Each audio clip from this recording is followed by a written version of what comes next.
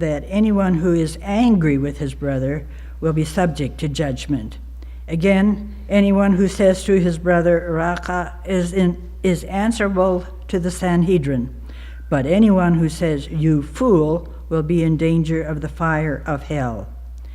Therefore, if you are offering your gift at the altar, and there remember that your brother has something against you, leave your gift there in front of the altar. First go and be reconciled to your brother, then come and offer your gift. Settle matters quickly with your adversary who is taking you to court.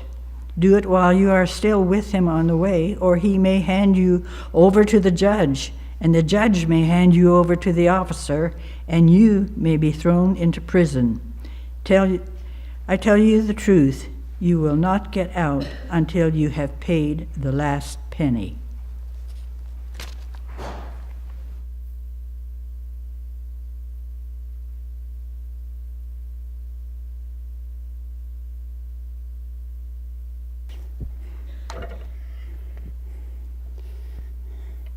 It's the portable podium. I had several people emailed me, and I had one comment from another individual that says, how in the world are you going to preach on this? Murder. I wonder where you're going to go with this. So let's see. If you'll recall, about 7 months ago, our worship service had a bit of a different flow to it. It had a different format. There have been more than a few adjustments that have happened over that amount of time. I want to assure you that they've been done with a lot of prayer and fasting and forethought. It was very intentional to do what we've done. And while some of you may see some of these changes as bigger changes than other changes, actually one of the things that has changed the most, and is to me the most significant, is actually the one that we may overlook. Let's pray. Gracious God, may the words of our mouth and the meditations of all of our hearts be acceptable in your sight, our rock and our Redeemer. Amen. At the beginning of worship, it was used as a way of conveying welcome. It was the welcoming, so it was aptly named. We stood up and we turned around and we took a few seconds to shake hands with one another. You know, there was the handshake, or during the flu season, I've seen quite a few fist bumps. Women hug, men give manly nods, that type of thing. But that's all changed recently, and we renamed it something called the passing of the. We've been doing the passing of the peace on our worship for more than 2 months. Actually, now that I think about it, I think it's gone on for more than 3 months. And as I've watched this play out, it really seems to me that some people view this in the same light as welcoming. There's been some greetings in the traditional handshake. Again, even at the passing of the peace, we've had the fist bump and a pat on the back. I've seen a few huggers. And of course, us men, once again, peace. Peace. Some continue to say hello or good morning, but really it's called the passing of the peace for a reason. As Mennonites, we are known as a church of peace.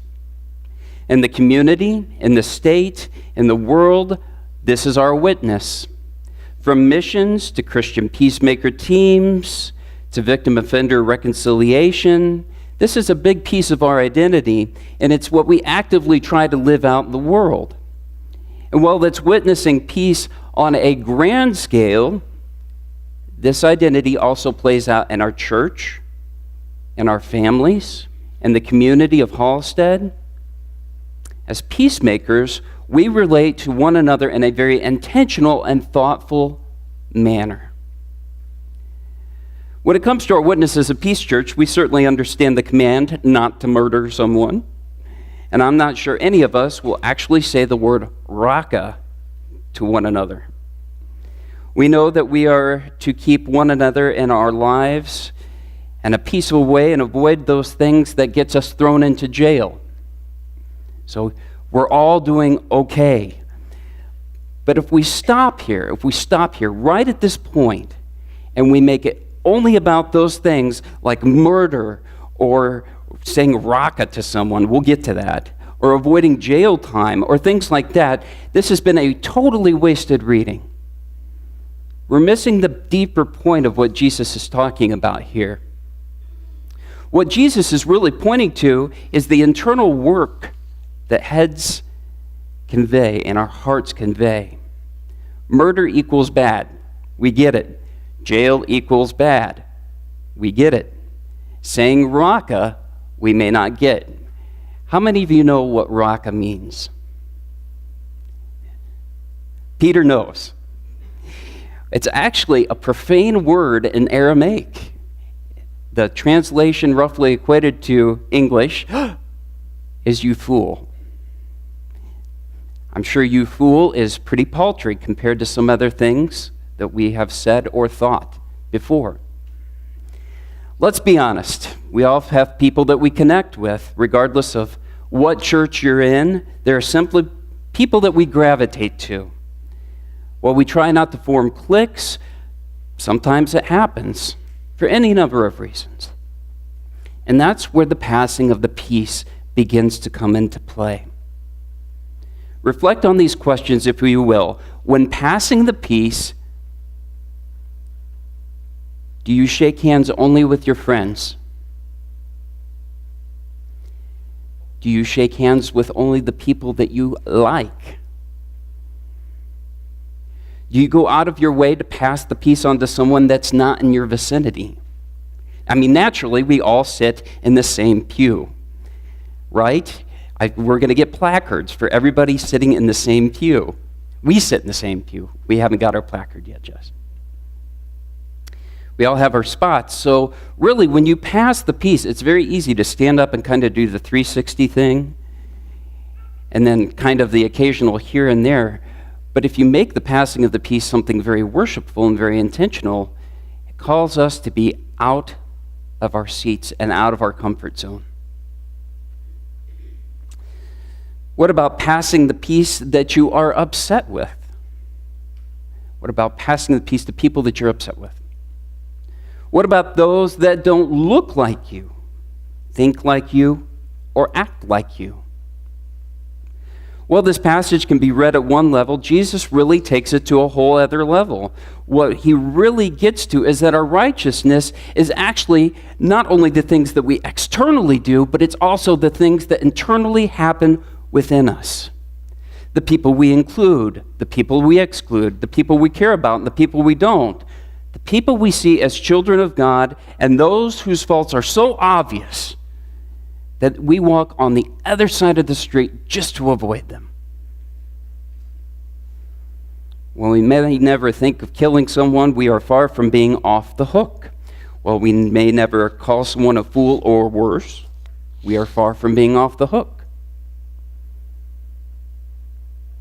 While we settle problems with our adversary to avoid jail time, we are far from being off the hook.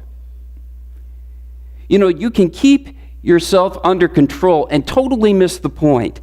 You can succeed in keeping your tongue in check, but it doesn't mean that your heart was in it.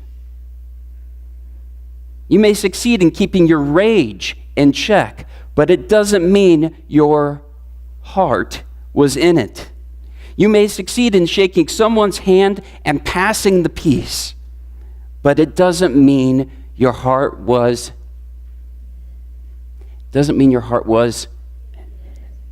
First go and reconcile seems to be a command. First go and reconcile. But for worship today and next week and the next week and the next week, it's my hope that you don't view it that way. There's a spiritual component that I hope you tap into. We have laws and laws and laws. Sure, laws can be a good thing. Don't get me wrong. They can maintain order and a sense of control. But what we do on the outside and what happens on the inside is the difference between following the letter of the law and actively living out the spirit of Jesus Christ. That's what Jesus is talking about. In the Old Testament, the men and women who followed God were expected to follow the law. There were rules, and rules were put there for a reason. What happened with the rules was they expanded and expanded and expanded, and they developed into something called the Mishnah. The Mishnah. Now, the Mishnah was a set of books that gave every single rule. And the sense of righteousness expanded and expanded. The parameters for all the rules of righteousness turned out to be over 800 pages in length. We could say it was pretty comprehensive, right? Moreover than that, then there were the development of commentaries that expanded on these rules. And these were called the Talmuds. And volumes and volumes and volumes of commentaries of those were made.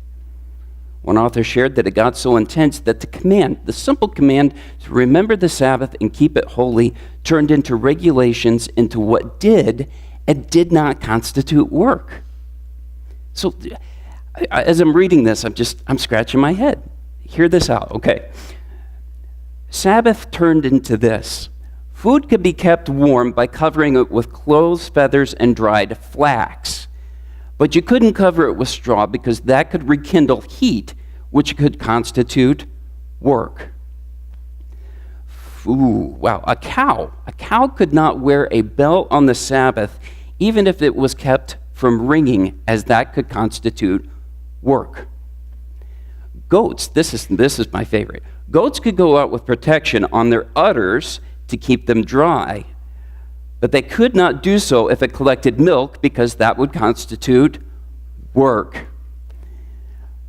The covering on the back of a donkey could be worn on the Sabbath only if it was placed on the donkey the day before, not the day of. Do you get what I'm saying here? All this was done to protect righteousness, and we have to respect that. And they followed it to a T. They really missed the deeper point of what Jesus was talking about. They missed the heart of the matter that went beyond the external motions to the internal devotions. They went from the external actions that they missed the internal workings. Everything you do is indeed an act of worship, and I know you've heard that because the pastor that was here prior to me apparently pounded it into your head. And I can't say that he's wrong. He's right. Outwardly following Christ is an act of worship. Singing is an act of worship. Coming here is an act of worship. Working relationally is an act of worship.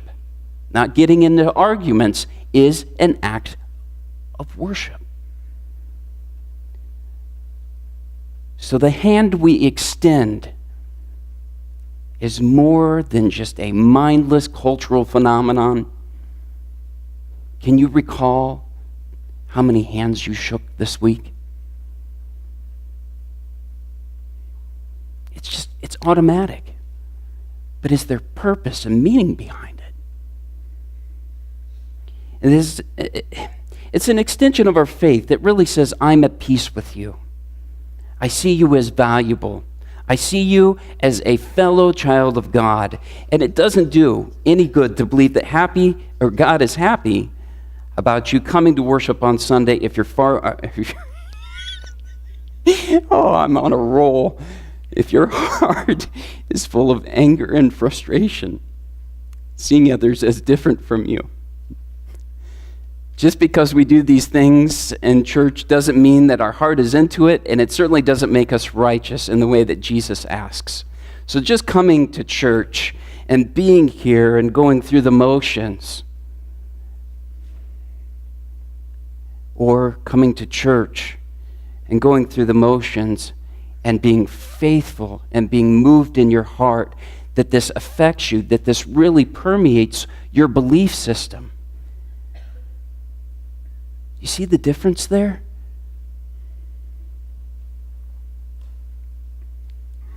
So the question for the day is this. Everybody's head perked up. Oh, he's almost done. When you pass the peace to someone, when you shake someone's hand, you hug, fist bump, the manly nod, what's really going on inside your head?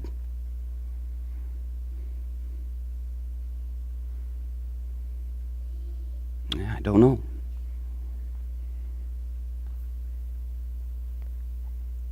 Just because we do certain things in church doesn't mean our heart is really into it. And it really doesn't mean that we're righteous in the way that Jesus is asking in this commandment or in this story. Just last week, several people were discussing where their mind was on some days, especially Sundays. And some Sundays, they just aren't there. You're here, but your heart isn't into it. You're here, but you don't feel like singing. You're here, but your fingers hurt. You don't feel like playing the piano or the organ or whatever. Some days you get here and you're so annoyed with someone that instead of passing the peace, you want to pass a piece of your mind. Regardless, we are called to live in peace. Reconciled to one another. It's one thing to understand community and reconciliation in a church.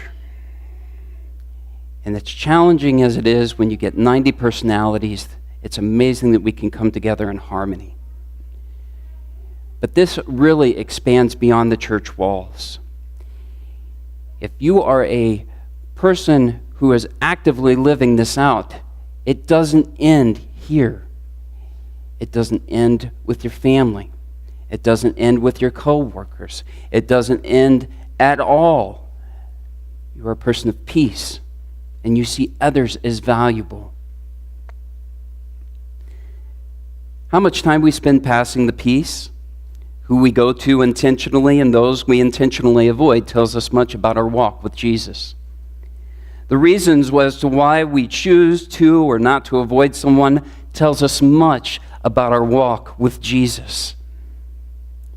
Here in the church, and those you come in contact with outside of the walls of the sanctuary offers us the opportunity to follow out of love, not obligation. So the passing of the peace is intended to be something far more than we realize. Oh, there can be meaning behind it, or it can mean nothing at all. But when you pass the peace, what's going on in your head? What does it mean to you? It's your choice. But much like time spent in church and the reasons we come here, it has been my experience that it is oh so much more fun and meaningful to have purpose and intention with everything we do. Even coming here in 8 below weather. Not acting because it's expected, not singing because it's expected, not because Pastor Brian says, you need to do this or I want you to do this. It's not obligation. But living Christ's love outwardly because it permeates our soul.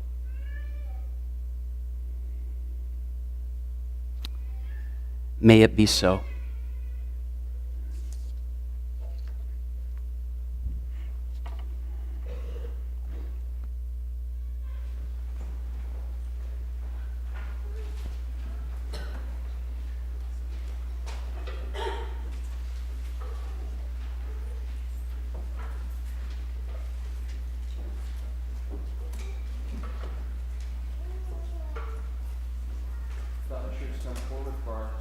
Tithes and offerings.